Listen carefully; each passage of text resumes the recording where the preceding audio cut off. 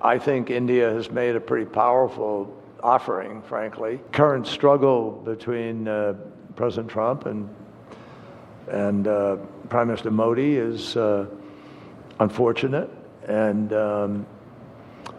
it seems to me it's a reflection that great nations don't necessarily exhibit greatness by giving people ultimatums all the time without sort of a more genuine diplomatic effort to try to find common ground and do things through the normal course of business. My own judgment, there's a little bit too much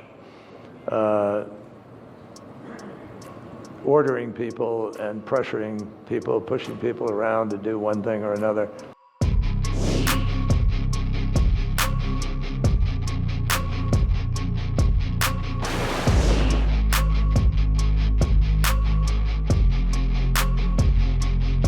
India plays such a key role, in my judgment, because it is a developing country, because it is managing poverty and the transition as effectively as perhaps we can, and in the United States, certainly, you see Indian American leadership at Federal Express, at Google, at Microsoft. I mean, it's extraordinary, the input that India is having in our country itself, and we need to honor that and recognize it and be grateful for it.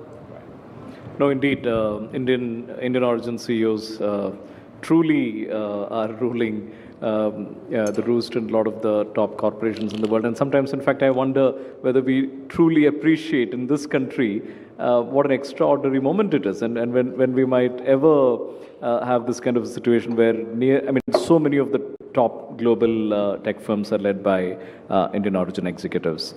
I want to speak for a moment about this whole matter of the shift of the world towards a more multipolar kind of an alignment. It has been said, at least for the last decade and a half, that the decline of the United States as the apex power in the world has begun, and we are moving towards a more of a multipolar alignment of the world. And do you think that the kind of aggressive foreign policy stance that we are now seeing from the United States might accelerate the shift to a multipolar world? That's a really good question, a great question, and it raises the issue of not only multipolarity, but also the issue of decline. So let me try to address both if I can. Was it Mark Twain who said the rumors of my death have been greatly exaggerated? Yes. Well, the rumors of American decline are being greatly exaggerated. We have problems, yes we do. Every country has problems. And they differ country for country, whether they are social, cultural, or physical in one way or another, lack of infrastructure, whatever it is, opportunity, education. But the world has been moving. If you look at the big picture, despite these challenges, the world has been moving very rapidly towards a transformation that can help us all to envision the future of what is possible. We're curing diseases we never thought we could cure. People are living longer than they've ever lived before, and better lives, writ large, despite horrible things happening in places where we don't want them to be. But fewer people are dying violently around the world today than at any time in human history, despite an ISIS or a terrorism, an act here or there. We're growing in our capacity, maturing, I hope, and women have a far greater ability to participate, to make a difference, to change the world, to be executives, to be CEOs, to be presidents, and so then 20 years ago, 15 years ago. And I look at the bigger picture of the transformational track, and I think that politics sort of pales before it in a way, because these things that are happening are so broad in their transformational capacity. So I was just talking about space-based production of energy and whether or not you can guide power from a satellite to a station on Earth, and that may develop. We're just exploring in a whole new way new opportunities, and that excites me. And the United States is leading in so many parts of that. The private sector. Publicly, we got a problem. But it's not a problem that the rules are mandating occurs. For instance, we don't pass a budget in the Congress. I spent 28 years in the United States Senate. In the 1990s, with President Clinton, we balanced the budget of the United States. And I began to see things change in our politics in 1994 with Newt Gingrich and the Gingrich contract and so forth. What's changed is not the capacity of the Senate or of our system of government to work. It's the people who can make it work or don't. And so right now, we need to change some of that. I mean, that's frankly what we got to do. We got to find a generation that wants to, and it's there, I think. I think the younger generation is fed up with what they're seeing. And they do have the ability to change it. Right now, our democracy is still vibrant and capable of doing that. I know a lot of young people who are entering the forum, entering into the fray, who just don't want to put up with the nonsense. They're tired of the polarization. We don't need to be polarized. And politics, history, runs in these currents. You all know that. India is so sophisticated regarding so the philosophy of governance and of life itself. And I think as we look at where the world is going, there's reason to really be optimistic about where we're heading now.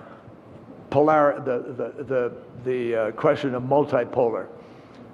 That's what we want.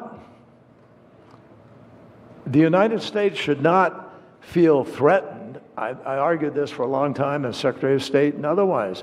We have always, since World War II, when this mantle fell on us of leadership, which leaders, thank God, in that period of time, Harry Truman, Franklin Roosevelt, all the way through Ronald Reagan and others, they were prepared to provide that kind of leadership.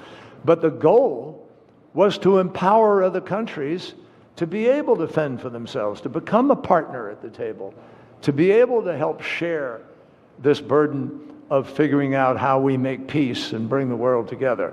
So I welcome this sense that we're not, so one page only, and if you don't listen to the United States, you're going to go to hell or whatever. I mean, come on, guys. Let's face it. There is greater power in more countries because the economies have grown and the politics have become more settled and sophisticated. And there's more power in so many more countries. They deserve a seat at the table. And it's important. I think strong leadership in the United States historically, Lyndon Johnson, Bill Clinton, Barack Obama, welcomed bringing more partners to the table to help solve some of these problems. So no, we shouldn't see it in a very narrow way that it's a loss for the United States or it's a change that somehow shouldn't be welcome. We want able partners. We need more people moving in the same direction.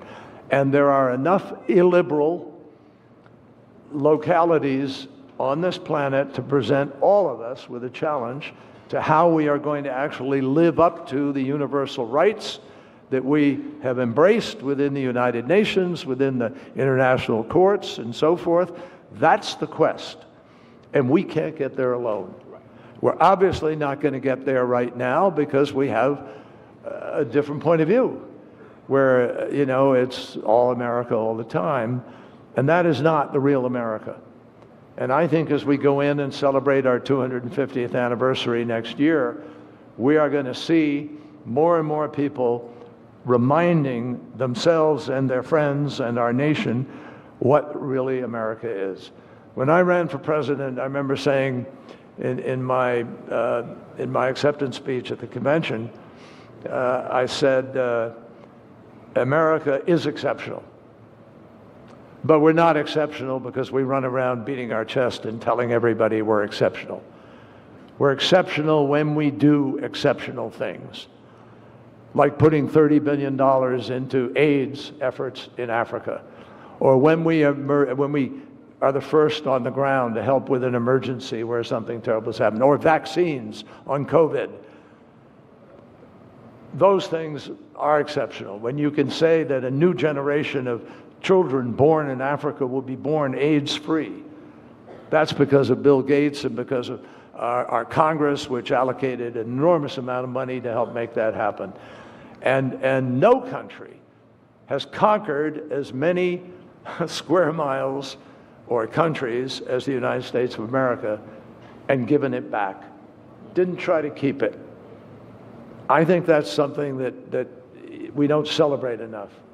So I have great confidence that we will get through this storm, and you will, I am confident, see another generation coming along that's prepared to partner with India and other countries that want to help truly make peace on this planet. Since you quoted Mark Twain, I'd like to quote Henry Kissinger, who famously said that to be an enemy of America is dangerous, but to be its friend... Henry Kissinger didn't make us laugh as much as Mark Twain, so I don't know, but anyway. But to be its friend is lethal or fatal, he said, I think.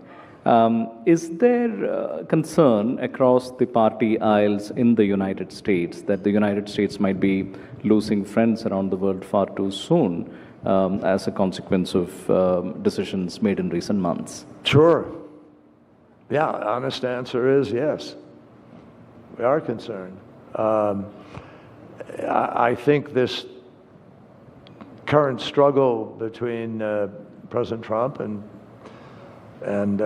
Prime Minister Modi is unfortunate, and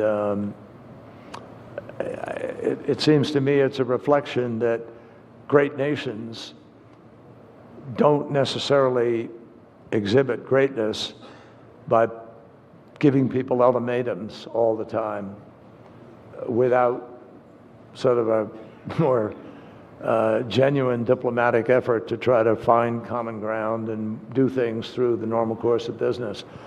From my own judgment, there's a little bit too much ordering people and pressuring people, pushing people around to do one thing or another. And the real way you're going to get there is through cooperation, through respect. But my hope is that we will resolve this trade dispute.